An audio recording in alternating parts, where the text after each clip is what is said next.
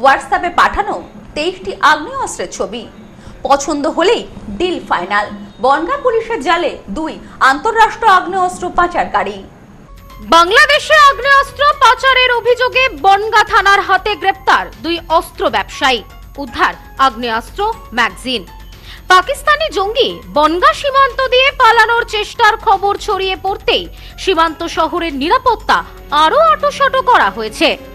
বাংলাদেশের সঙ্গে সম্পর্ক রাখা দুষ্কৃতীদের তৎপরতা বাড়তেই বাংলাদেশে আগ্নেয়াস্ত্র বিক্রির কারবার চালানো কয়েকজন দুষ্কৃতীকে গ্রেপ্তার করল বনগাঁ থানার পুলিশ।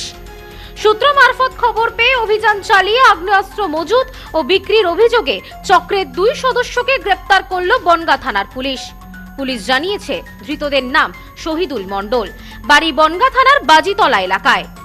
অপর এক ধৃত যুবকের নাম অনুপ খান, বাড়ি বনগাঁ থানার ফুলতলা কলোনি এলাকায়।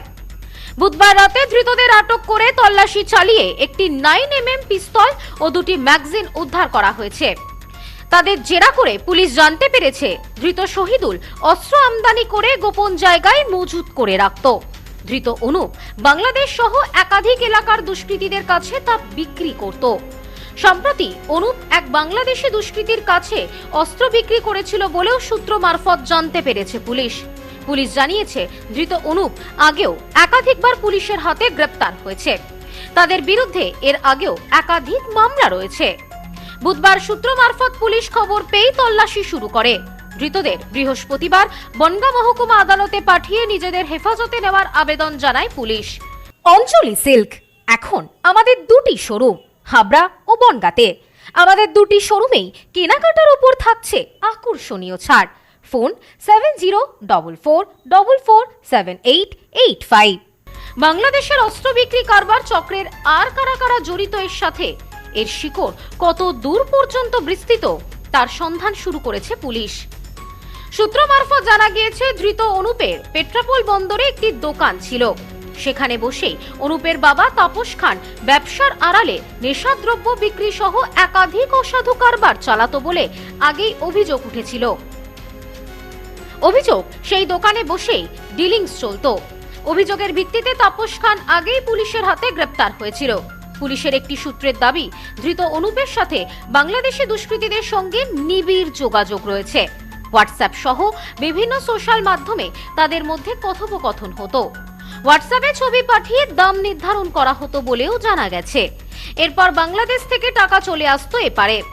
ধৃত দুষ্কৃতীদের দলের সদস্যরা সীমান্ত এলাকায় সুযোগের সন্ধানে থাকতো। সুযোগ বুঝে বিএসএফ এর নজর এড়িয়ে আগ্নেয়াস্ত্র পৌঁছে যেত সীমান্তের ওপারে।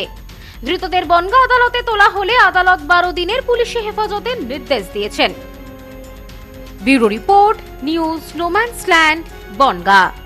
গ্রহরত্ন কথা বলে, সঠিক রত্ন চিনে নিতে হয়। খাঁটি গ্রহরত্ন পেতে আজই আসুন নিউ এমডি জেমসে। আমাদের এখানে পাবেন রুবি, নীলা, পান্না, ক্যাটসাই, হিরে, মুক্ত, পোখরাজ, গোমেদ সহ সমস্ত রত্ন। এছাড়াও মুক্ত ও ক্রিস্টালের হার, ব্রেসলেট, ডায়মন্ডের নোজপিন আমাদের কাছেই সব থেকে কম দামে পাবেন। পাবেন বিভিন্ন ধরনের রুদ্রাক্ষ। New MD gems, Bichulihata, Bongaon. Mobile number 8967237446।